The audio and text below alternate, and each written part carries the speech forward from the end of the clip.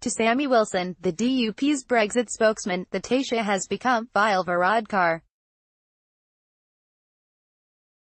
Wilson hit out after the Taoiseach presented a copy of this newspaper to EU leaders in Brussels last Thursday, with a front-page story on the 1972 IRA bombing of Newry's customs post, in which 9 people died.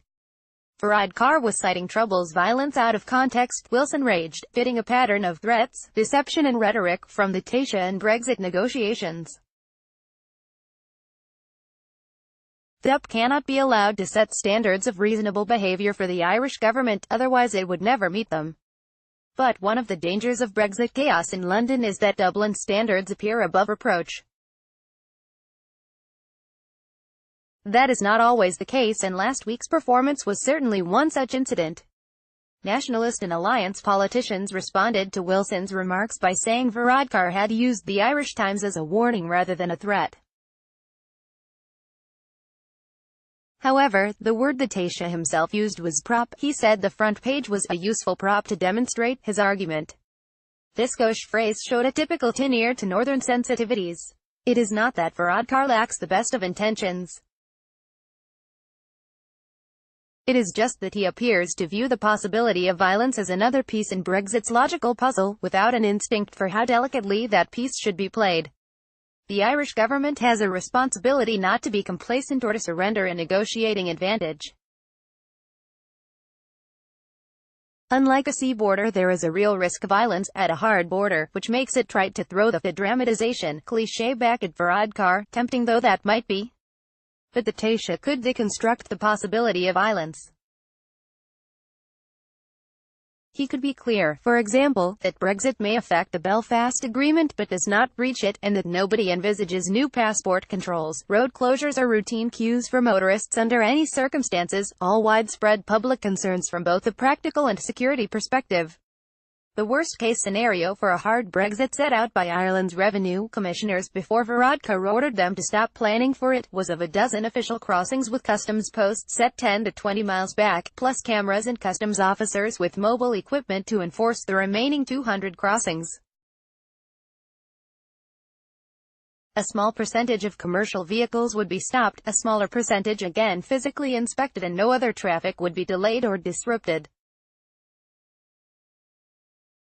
The EU is quite likely to compromise on the backstop when push comes to shove. The Taoiseach has been well within his rights to rule this unacceptable, to refuse to hand London a negotiating advantage by planning for it, and to warn that even such limited infrastructure would create a bonanza of terrorist targets, putting customs officers and commercial drivers in mortal danger. The very strength of that warning could have facilitated reassurance on wider public concerns without weakening the Irish government's position. Instead, Dublin has presented a binary, backstop or disaster, picture in which the fears of people along the border have too often functioned as another useful prop. Obviously, Varadkar will be acclaimed if this works and delivers a fully open border, or better yet keeps the whole UK effectively inside the customs union and single market. The price of that success has clearly been calculated as short-term damage to North-South and East-West relations, as well as jangled nerves and heightened tensions within Northern Ireland. This is a normal aspect of political negotiations, including in Northern Ireland, where every Stormont crisis involves years of divisive argument followed by sudden professions of peace and partnership. Is all the short-term damage this time proportionate, however, and is Varadkar the person to gloss over it afterwards?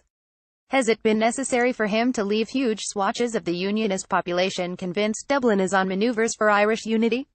How will that tenure serve the Taoiseach once he needs to work with the Conservatives, the DUP and Sinn Féin to put Stormont and Anglo-Irish relations back together again? And what, if the hardball approach is not a complete success? Everyone knows the Tories will throw the DUP under a bus when the time for compromise arrives. Varadkar has persuaded the Irish people Brussels will never do the same to them because they are EU members and the EU is defending Ireland to protect the fundamental integrity of its rules-based order. However, the EU views the backstop as a breach of its rules and a concession to Ireland, so it is quite likely to compromise on this when push comes to shove. The message of the Irish government's Brexit strategy is that all its demands will and must be met, because any inland customs infrastructure anywhere on the island of Ireland would be such a self-evident provocation and breach of the Belfast Agreement that violence would be inevitable.